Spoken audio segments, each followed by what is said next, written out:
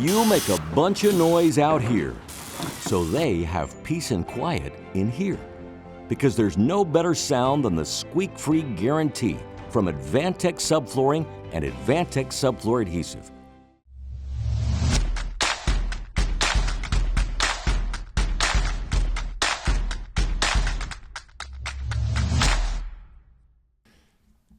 Good morning, UnBuildIt podcast.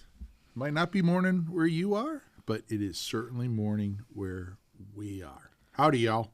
Steve Basic here with, trying to think of how to categorize them, with these two fine gentlemen, Jake Bruton. Good to be here. And Peter Yost.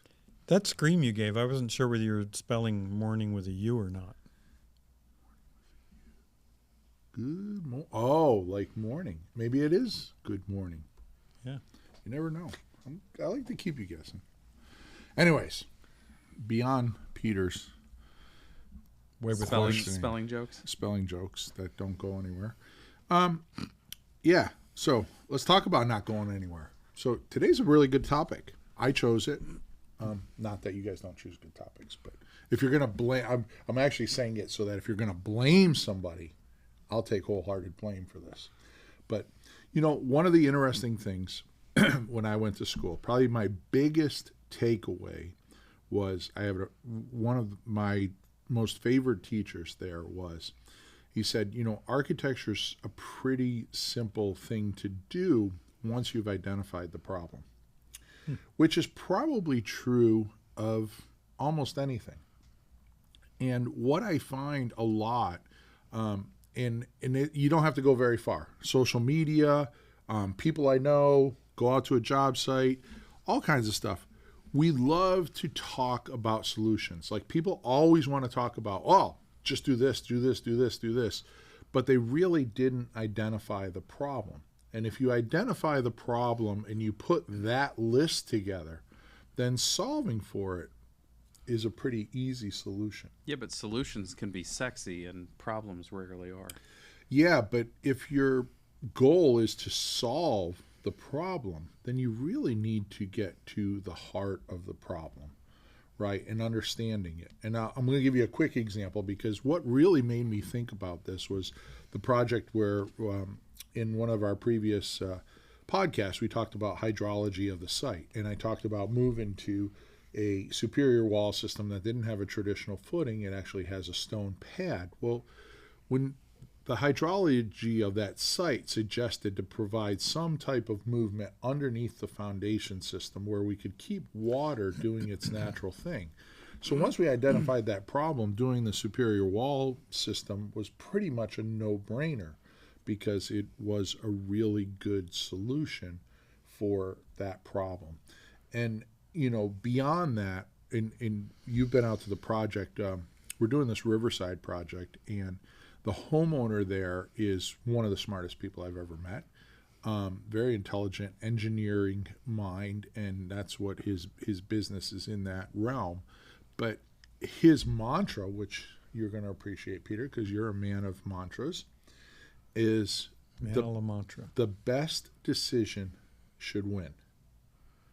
Right, and he believes that wholeheartedly, and sometimes that decision is financially based, sometimes it's performance based, but the right decision should always win. And that gets back to even our last podcast where we talk about, you know, if I draw something and the homeowner draws something else and says, well, what do you think? And it's like, well, what I thought was this was the best solution, and or this is the best product. Like, why do I want to consider a butyl sealant if acoustical sealant I think is the best?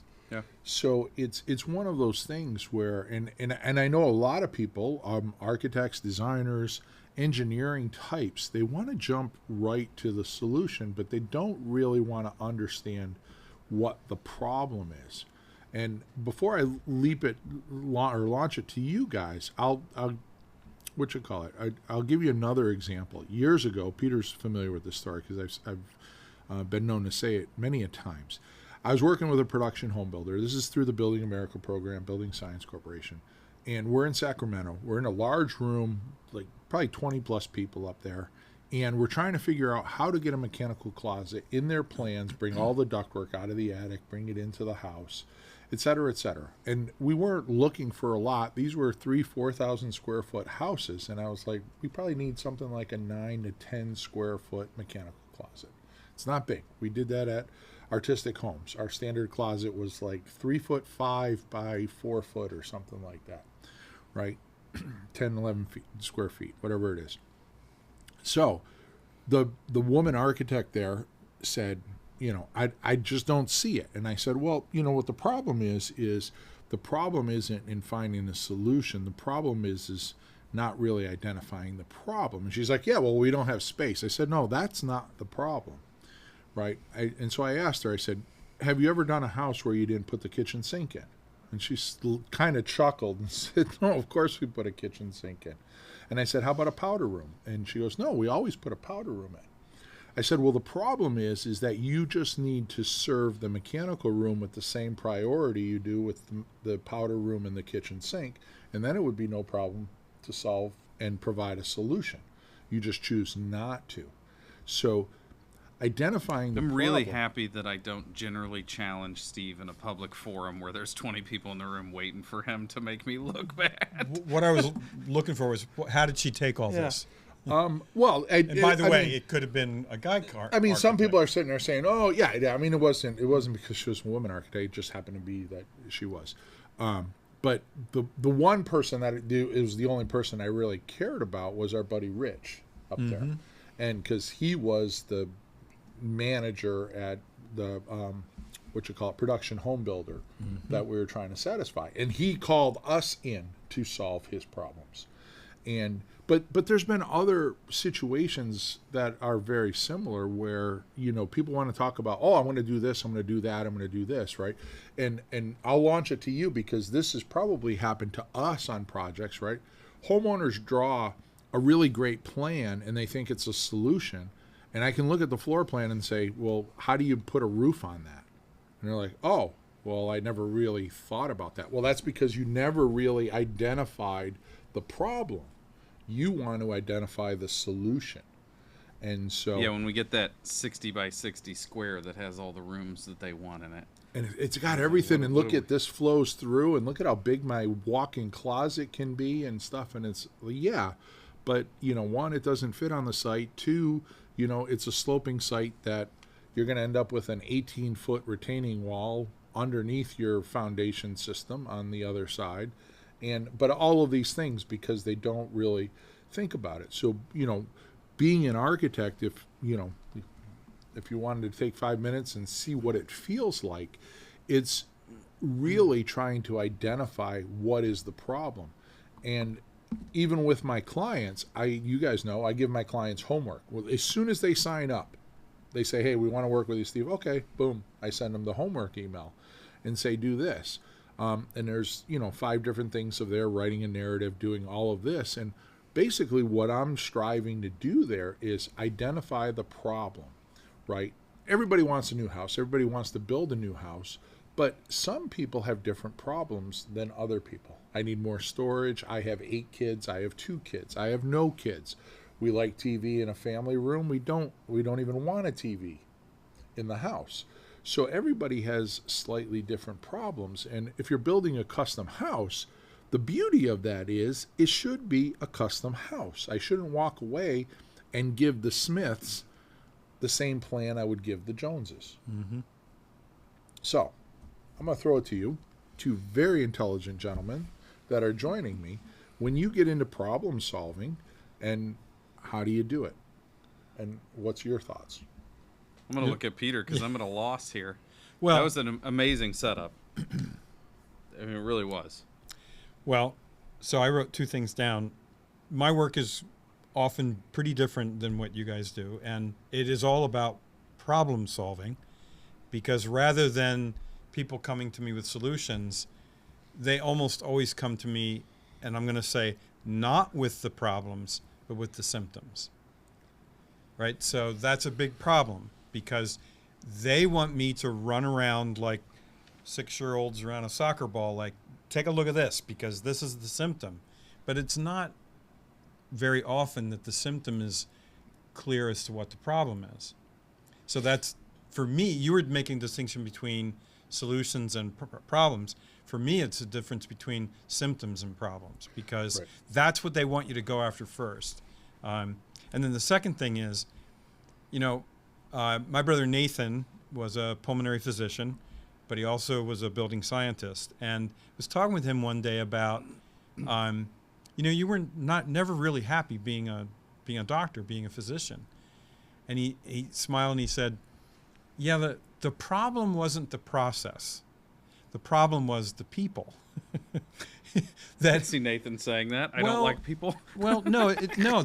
wasn't that he liked people. It's just that it was way more stressful to do the process of figuring things out with people, because you care about them, in a way that you don't care about buildings, to say.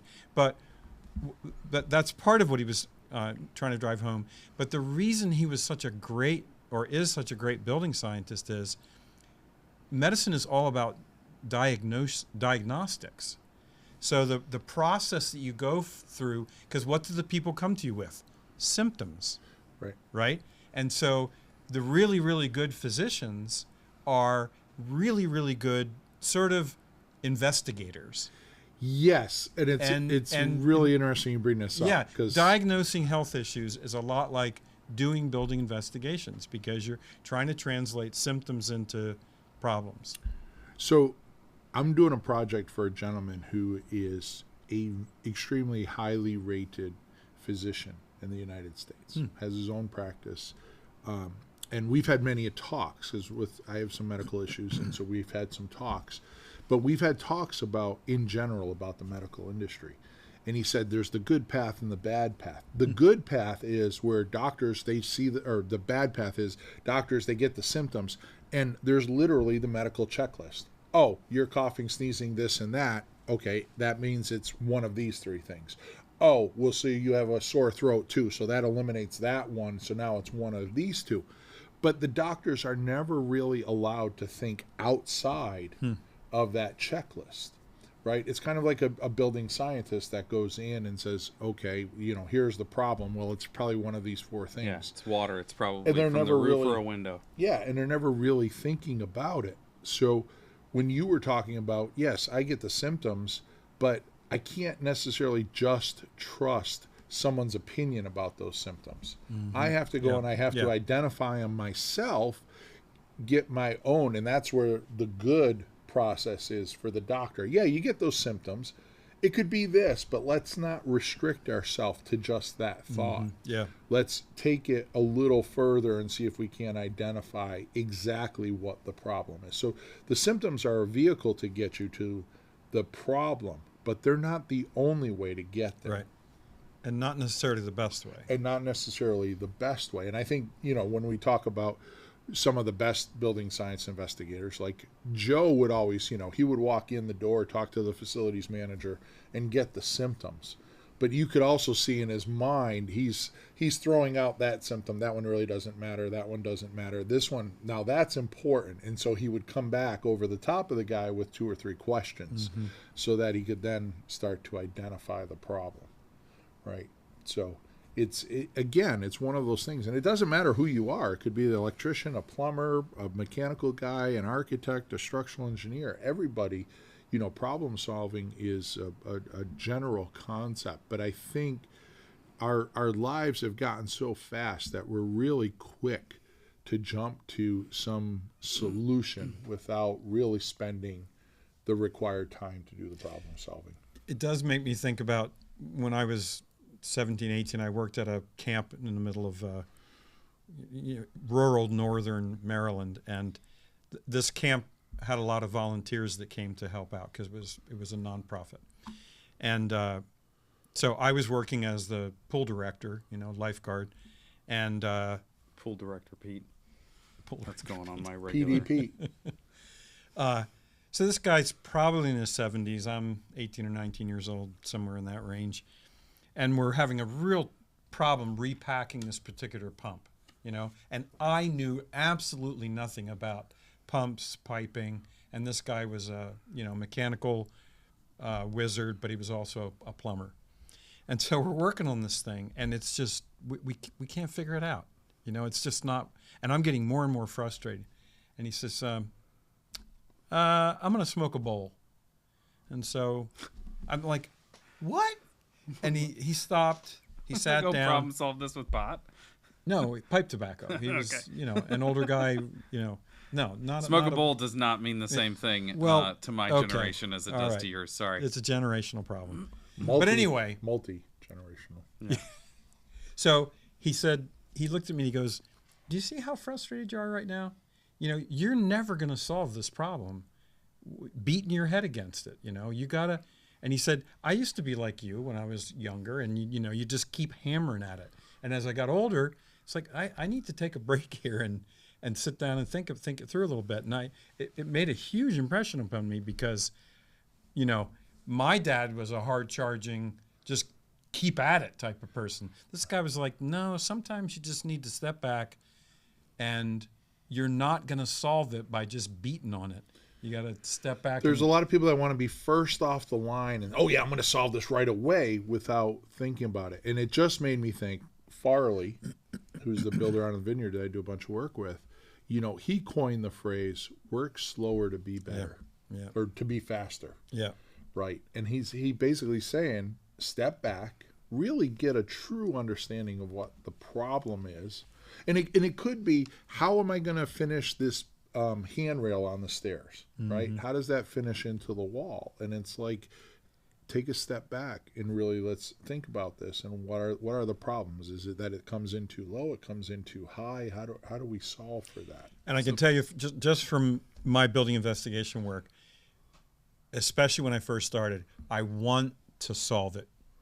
I want to prove to them how good I am and solve it as soon as possible. And I mean, that can get you into real trouble. You almost always need to take a step back and double check everything before you go spouting off about, I understand exactly what's happening. I've done that. It's what you and I, or what I said when we had Tim Hill on the podcast recently, my Mark Twain quote that I like so much. It's not the thing that we don't know that gets us in trouble. It's the thing that we know for sure, that we're certain about. Yeah, that it's gets really us in true. Well, I like the other Mark Twain quote, the one that says, better to be silent and be thought a fool than to open your mouth and prove it.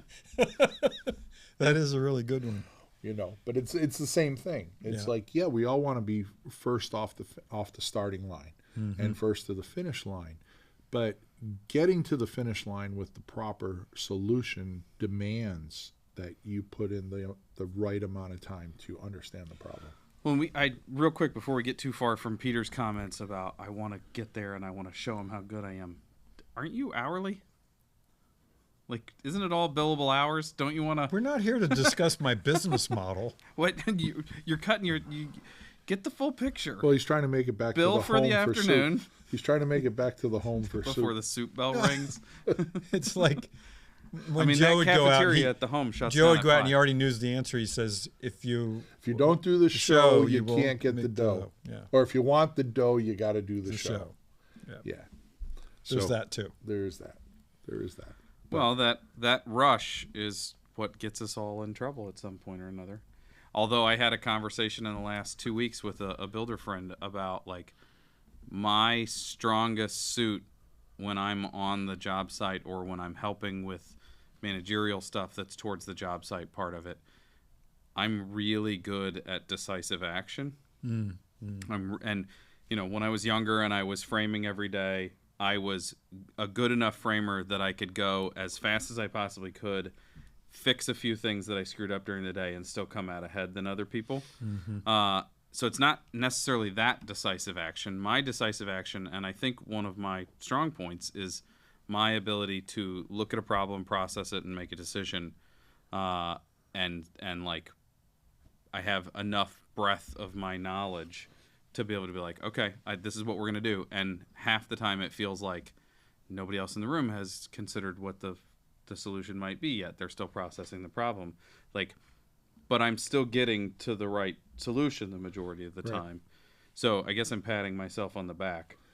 Yeah. How about, have you guys ever felt, so being an architect for 30 some odd years, I can honestly say that, like, there are times where problem solving is like a very simple, greased lightning process for me. And then there's times where I'm smashing my head against the wall. Yeah. And the beauty of being an architect is a lot of times I tried to fight it as a younger lad, but Fight what aspect of it? I'm going to get through this. I'm going to get pushing. through this. I'm going to figure out this floor plan. And now I simply, okay, if I can tell when I'm not feeling it, I'll shelf it, and then I'll just go and I'll do some footing details and stuff for this other house, like stuff that I don't. Yeah. I just have to go through it. Yeah. It's me. And then tomorrow morning I'll grab that plan and drop it down and I'll solve it like that. Yeah. And it's like the solution just goes. Or there's times where like I'll be sitting there and I'm about ready to go to bed. It's like 11 o'clock at night or something. And I'll be like, oh, all of a sudden I start thinking about this. So I open up the file. Next thing I know, I'm like, damn, that's it. And then I look up and it's like 4:45 a.m. And my wife was like, did you even go to bed last night? And I was like, yeah, but I was on a roll and I didn't want to lose it. And I'm trying, I can honestly say, like, I don't know what spurs it, what makes it come on, but there's this level of clarity all of a sudden sometimes that happens that says, just go, and you can do it. Word you're looking for is inspiration. Yeah, but it's not even so much. You can be inspired to solve the problem. Yeah, with but it's sometimes I get it, and I agree. But I always think of inspiration as like giving me the ability to think out of the box, like the inspiration to the next best idea. But it's not always that. It's just like the ability to clear my mind from a whole bunch of things and only see this. Like it's almost like a baseball player, right? Ted Williams said his success was he could slow the pitch down to see the threads of the ball, and that allowed him to hit it, right? So yes, I'm not saying I'm Ted Williams, but I'm slowing down the design process to get a level of clarity that isn't always there. And in this, like, let me shelve it and come back to it, versus when you were younger and you were like, I can figure this out. I hadn't really processed it until you said that. I think that it's been like the last 2.5 years maybe of my career that I've been able to say, yeah, I don't know, let's talk about that again tomorrow. Yeah. And like been able to leave something unsolved for the day, which is not, I mean, that's completely opposed to my decisive action is my strong point.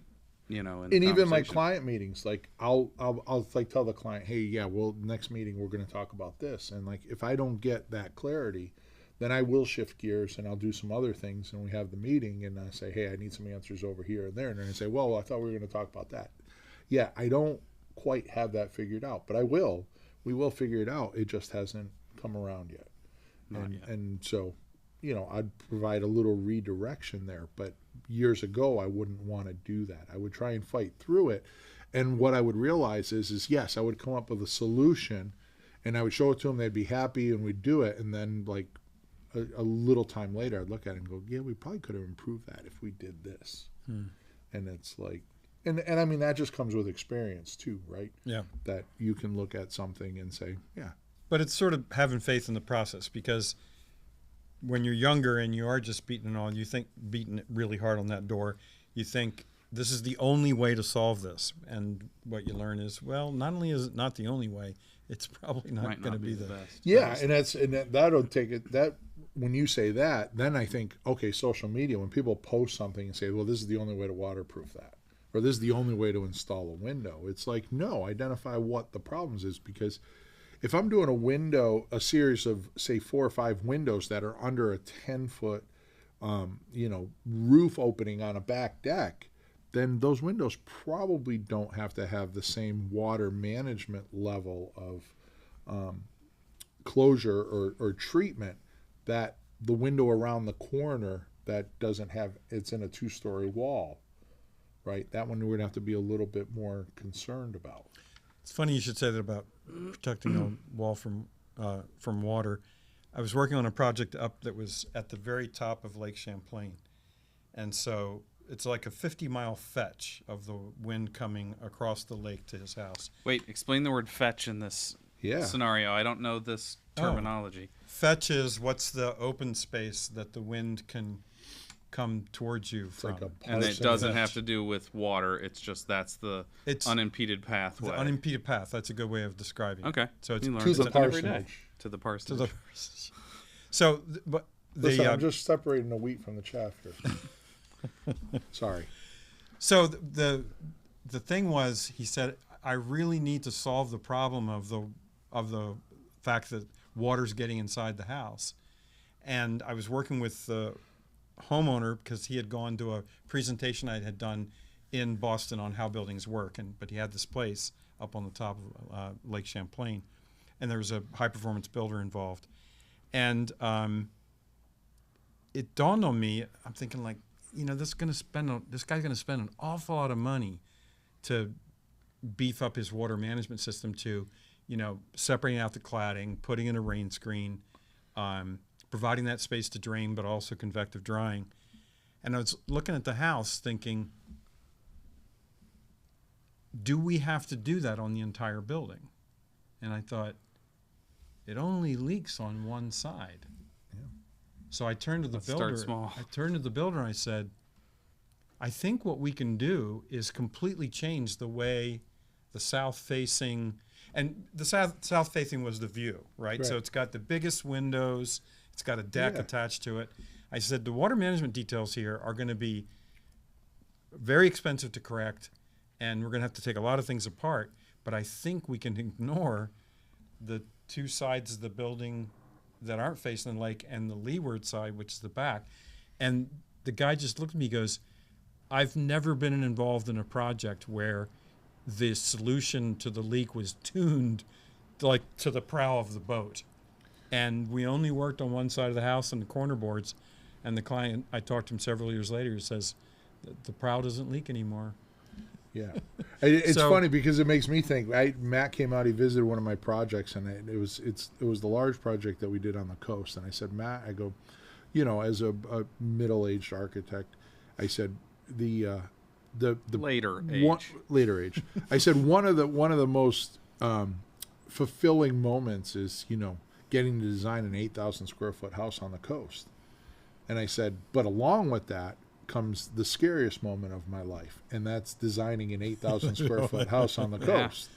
Yeah. Right, like it's Yeah, different. it's serious It's a business. different game changer. It's a game changer. Yeah. Especially when the house that we tore down had water problems, and it's at the forefront of the husband's mind. Like he said it. Said, Steve, I don't give a shit what you do with the house. Make her happy. The windows better not leak. Yeah. Yeah. Yeah. The fear of the Lord in you. Yeah. So I don't know how close we are to wrapping up, but what I wanted to say is I'm going to need a lot of help with the resource on this one. I have no frickin' idea. I'm sure there's books on problem solving and I guess so, but self-help books. I know that you've done a lot of type of reading. I haven't. So I'll look for that might be a push. even better would be a sort of the Zen of problem solving for the building industry, right? Because that's what we're trying to do is combine philosophy. Well, I think it's with, anything. I mean, problem solving is problem solving. Whether we talked about the medical industry, and I'm sure the automotive industry has some of the same problems. I think the key words are going to be diagnostics, There you go. Zen, But pack a bowl. Yeah. so I do have a little funny story to tell you guys. So I'm all ears, man. as you know, Lexi, my daughter, works with me. My son, who was home from the summer, he's now back at architecture school for his final year, is working for me. But every morning we'd come down and we'd say, okay, we're going to start at 8:30. No Stevos. Lexi's there. She's on time. She's sitting behind her desk. She's doing things. And 9 o'clock, 10 o'clock, he comes strolling in. And I'm like, Stevos, what the hell? It's like, we're supposed to be here at 8:30 and you're just not here. Like, what's going on? And without skipping a beat, he looks at me and he goes, Dad, I guess good employees are hard to find.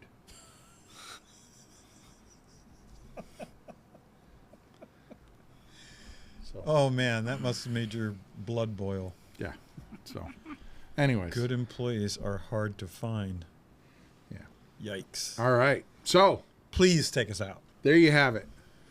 Problem solved. We talked about problem solving.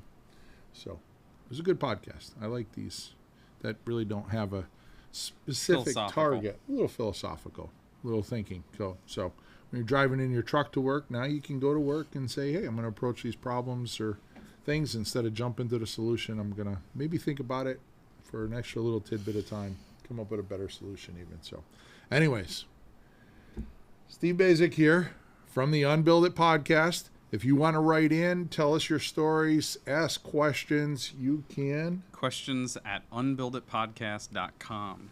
Write them in. We're going to do a few more Q&A sessions, I'm sure, in our near future. So we look forward to sharing those with you. So until next time, three amigos down here in Texas.